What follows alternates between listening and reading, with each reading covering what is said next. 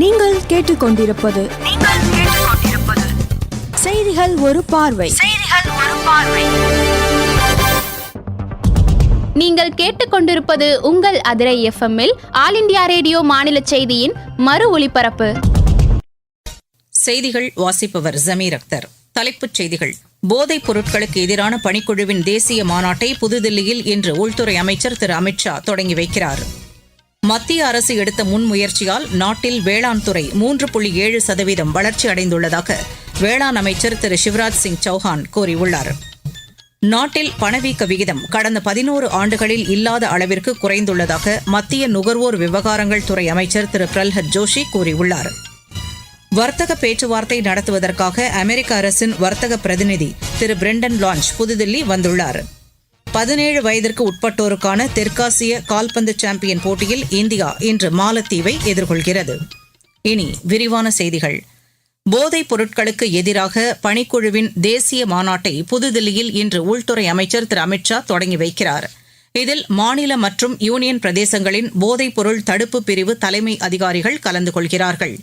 போதைப் பொருட்கள் அற்ற இந்தியாவை உருவாக்க வேண்டும் என்ற பிரதமர் திரு நரேந்திர மோடியின் உறுதிப்பாட்டை நிறைவேற்றுவதற்கான செயல் திட்டங்களை வகுக்க இந்த கூட்டத்திற்கு மத்திய அரசு அழைப்பு விடுத்துள்ளது. போதைப்பொருள் ஒழிப்பு இயக்கத்தின் தொடக்கமாக 4794 கோடி ரூபாய் மதிப்புள்ள போதைப் பொருளை அழிக்கும் பணியை இந்நாளையொட்டி தாம் தொடங்கி வைக்க உள்ளதாகவும் திரு அமித் ஷா சமூக வலைதளத்தில் தெரிவித்துள்ளார். மத்திய அரசு எடுத்த முன்முயற்சியால் நாட்டில் வேளாண் துறை 3.7% வளர்ச்சி அடைந்துள்ளதாக வேளாண் அமைச்சர் திரு சிவராஜ் சிங் சௌஹான் கூறியுள்ளார். இது உலகிலேயே மிகவும் அதிகமான வளர்ச்சி என்று புதுதில்லியில் நேற்று நடைபெற்ற தேசிய வேளாண் மாநாட்டில் பேசுகையில் அவர் கூறினார். விவசாயிகளின் நலனுக்காக மத்திய மாநில அரசுகள் தொடர்ந்து ஒருங்கிணைந்து செயல்படும் என்றும் அவர் தெரிவித்தார். போலியான உரம், விதை மற்றும் பூச்சிக்கொல்லி மருந்துகளை உற்பத்தி செய்வோர் மீது அரசு கடும் நடவடிக்கை எடுக்கும் என்றும் அவர் உறுதியளித்தார். பயிர் வளர்ச்சிக்கு உதவக்கூடிய தரமான ஊட்டச்சத்து உரங்களுக்கு அரசு தொடர்ந்து ஆதரவளிக்கும் என்றும் அவர் கூறினார். நாட்டில் பணவீக்க விகிதம் கடந்த 11 ஆண்டுகளில் இல்லாத அளவிற்கு குறைந்துள்ளதாக மத்திய நுகர்வோர் விவகாரங்கள் துறை அமைச்சர் திரு பிரல்ஹத் ஜோஷி கூறியுள்ளார். புதுதில்லியில் நேற்று நடைபெற்ற சர்வதேச மின் தொழில்நுட்ப ஆணையத்தின் பொதுக்குழு கூட்டத்தில் பேசிய அவர், நாடு முழுவதும் அத்தியாவசிய பொருட்களின் விலை கட்டுக்குள் இருப்பதை அரசு தொடர்ந்து கண்காணித்து வருவதாக கூறினார். தரமான பொருட்கள் உற்பத்தி செய்யப்படுவதை அரசு உறுதி செய்து வருவதாக திரு பிரல்ஹத் ஜோஷி தெரிவித்தார். வர்த்தக பேச்சுவார்த்தை நடத்துவதற்காக அமெரிக்க அரசின் வர்த்தக பிரதிநிதி திரு பிரெண்டன் லான்ச் புதுதில்லி வந்துள்ளார். இந்திய பொருட்கள் மீது அமெரிக்கா விதித்துள்ள வரி, அமெரிக்காவில் இருந்து வேளாண் பொருட்களை இந்தியாவுக்குள் அனுமதிக்க வேண்டும் என்ற அந்நாட்டின் கோரிக்கை உட்பட பல்வேறு விஷயங்கள் தொடர்பாக இந்திய பிரதிநிதிகளுடன் அவர் பேச்சு நடத்தவுள்ளார். இந்நிலையில் இந்தியாவுடன் நடைபெற்று வரும் வர்த்தக பேச்சுவார்த்தை சரியான திசையில் சென்று கொண்டிருப்பதாகவும் விரைவில் இந்த பேச்சுக்கள் முடிவடையும் என்றும் இந்தியாவுக்கான அமெரிக்க தூதர் திரு செர்ஜியோ கோர் தெரிவித்துள்ளார்.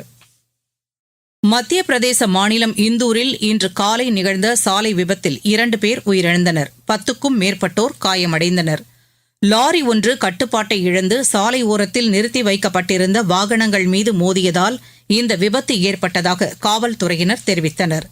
இதில் ஏராளமான வாகனங்கள் சேதமடைந்ததாகவும் வாகன ஓட்டுநர் குடிபோதையில் இருந்தது காவல்துறையினர் விசாரணையில் தெரியவந்துள்ளதாக காவல்துறையினர் இணை ஆணையர் ஒருவர் தெரிவித்தார். காயமடைந்தவர்களுக்கு முறையான சிகிச்சை அளிக்க சுகாதாரத்துறையினருக்கு மத்திய பிரதேச மாநில முதலமைச்சர் திரு மோகன் யாதவ் அறிவுறுத்தியுள்ளார். நீங்கள் கேட்டுக்கொண்டிருப்பது ஆகாஷ்வாணியின் செய்தி அறிக்கை.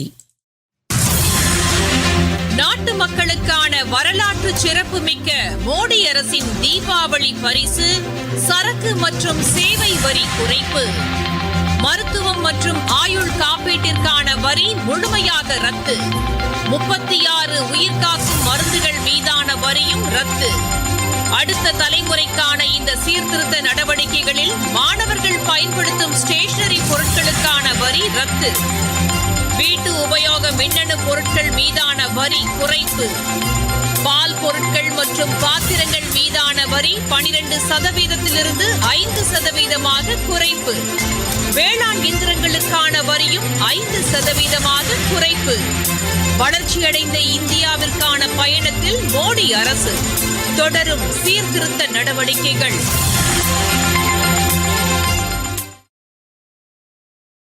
சர்வதேச அணுசக்தி முகமையின் 69வது மாநாடு நேற்று ஆஸ்திரிய தலைநகர் வியன்னாவில் தொடங்கியது.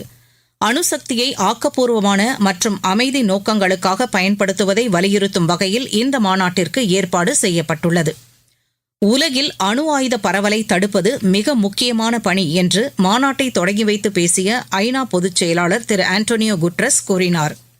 அறிவியல் மற்றும் தொழில்நுட்ப பயன்பாட்டிற்கு மட்டும் அணுசக்தி பயன்படுத்தப்படுவதை சர்வதேச எரிசக்தி முகமை உறுதி செய்து வருவதாகவும் அவர் கூறினார். அணு ஆயுதத்தால் ஏற்படும் அச்சுறுத்தலை தடுத்து நிறுத்த அனைத்து நாடுகளும் ஒருங்கிணைந்து செயல்பட வேண்டும் என்றும் அவர் கேட்டுக் கொண்டார். இந்த மாநாட்டில் சர்வதேச அணுசக்தி முகமையின் உறுப்பு நாடுகள், சர்வதேச அமைப்புகள், அரசு சாரா தொண்டு நிறுவனங்களின் 2500க்கும் மேற்பட்ட பிரதிநிதிகள் கலந்து கொண்டுள்ளனர். மகளிரின் பொருளாதார மேம்பாடு வளர்ச்சியடைந்த இந்தியாவை உருவாக்குவதில் முக்கிய பங்கு வகிக்கும் என்று மக்களவைத் தலைவர் திரு ஓம் பிர்லா கூறியுள்ளார். திருப்பதியில் நிறைவடைந்த மகளிர் மேம்பாடு தொடர்பான நாடாளுமன்ற சட்டப்பேரவை குழுக்களின் தேசிய மாநாட்டில் உரையாற்றுகையில் அவர் இவ்வாறு கூறினார். மகளிர் சுகாதாரம், கல்வி மற்றும் திறன் மேம்பாட்டுக்கு கூடுதல் முக்கியத்துவம் அளிக்கப்பட வேண்டியதன் அவசியத்தையும் திரு ஓம் பிர்லா வலியுறுத்தினார். வக்ஃப் திருத்த சட்டம் தொடர்பான உச்சநீதிமன்றத்தின் தீர்ப்பு வரவேற்கத்தக்கது என்று மத்திய சிறுபான்மையினர் நலத்துறை அமைச்சர் திரு கிரண் ரிஜிஜு கூறியுள்ளார். மும்பையில் செய்தியாளர்களிடம் பேசிய அவர், இந்த சட்டம் தொடர்பான மசோதா நாடாளுமன்றத்தில் நீண்ட விவாதத்திற்கு பின்னர் நிறைவேற்றப்பட்டதை சுட்டிக்காட்டினார். இந்த சட்டம் இஸ்லாமியர்கள் அனைவருக்கும் பயனளிக்கும் என்றும் அவர் கூறினார்.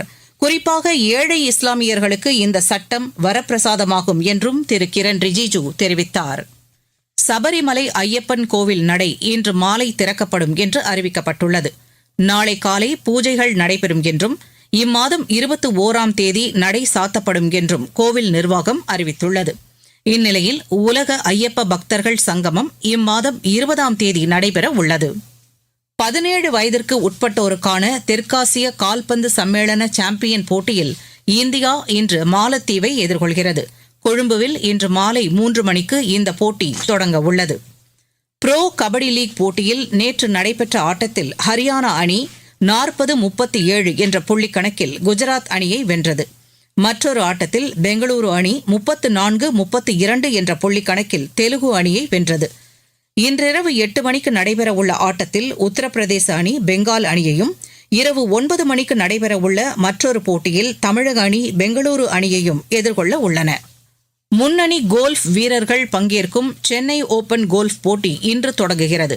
இம்மாதம் 19ஆம் தேதி வரை நடைபெறவுள்ள இப்போட்டியில் இந்தியாவின் முன்னணி வீரர்களான உதயன் மனே, அர்ஜுன் பிரசாத், நவீத் கவுல் உள்ளிட்டோர் பங்கேற்கின்றனர். இந்தியா ஏ, ஆஸ்திரேலியா ஏ அணிகளுக்கு இடையிலான அதிகாரப்பூர்வமற்ற டெஸ்ட் கிரிக்கெட் இன்று லக்னோவில் தொடங்கவுள்ளது. இந்த போட்டி இன்று காலை மணி 9:30க்கு தொடங்கும் என்று அறிவிக்கப்பட்டுள்ளது. உஸ்பெகிஸ்தானில் நடைபெற்ற கிராண்ட் ஸ்விஸ் செஸ் போட்டியில் வெற்றி பெற்ற வைஷாலிக்கு தமிழக முதலமைச்சர் திரு மு க ஸ்டாலின் வாழ்த்து தெரிவித்துள்ளார். இது வைஷாலியின் தனிப்பட்ட சாதனை மட்டுமல்ல, சென்னைக்கும் தமிழ்நாட்டுக்கும் கிடைத்த வெற்றி என்றும், உலக அரங்கில் நமது திறமைகளை வெளிப்படுத்த முடியும் என்ற எண்ணற்ற இளம் பெண்களின் வெற்றி என்றும் சமூக வலைதளத்தில் முதலமைச்சர் குறிப்பிட்டுள்ளார். மீண்டும் தலைப்புச் செய்திகள். போதைப் பொருட்களுக்கு எதிரான பணிக்குழுவின் தேசிய மாநாட்டை புதுதில்லியில் இன்று உள்துறை அமைச்சர் திரு அமித்ஷா தொடங்கி வைக்கிறார். மத்திய அரசு எடுத்த முன்முயற்சியால் நாட்டின் வேளாண் துறை 3.7% வளர்ச்சி அடைந்துள்ளதாக வேளாண் அமைச்சர் திரு சிவராஜ் சிங் சௌஹான் கூறியுள்ளார். நாட்டில் பணவீக்க விகிதம் கடந்த 11 ஆண்டுகளில் இல்லாத அளவிற்கு குறைந்துள்ளதாக மத்திய நுகர்வோர் விவகாரங்கள் துறை அமைச்சர் திரு பிரல்ஹத் ஜோஷி கூறியுள்ளார். வர்த்தக பேச்சுவார்த்தை நடத்துவதற்காக அமெரிக்க அரசின் வர்த்தக பிரதிநிதி திரு பிரெண்டன் லான்ச் புதுதில்லி வந்துள்ளார். 17 வயதிற்குட்பட்டோருக்கான தெற்காசிய கால்பந்து சாம்பியன் போட்டியில் இந்தியா இன்று மாலத்தீவை எதிர்கொள்கிறது. செய்தி அறிக்கை நிறைவு பெற்று. ஆல் இந்திய ரேடியோவின் மாநில செய்திகளுக்கு நன்றி. மீண்டும் செய்திகள் ஒரு பார்வை மாலை 4 மணிக்கு கேட்க தவறாதீர்கள். எப்பவுமே கேளுங்க FM நாளை நம்ம அதிரி FM 90.4 நமது சமூகம் நமது நல்லது.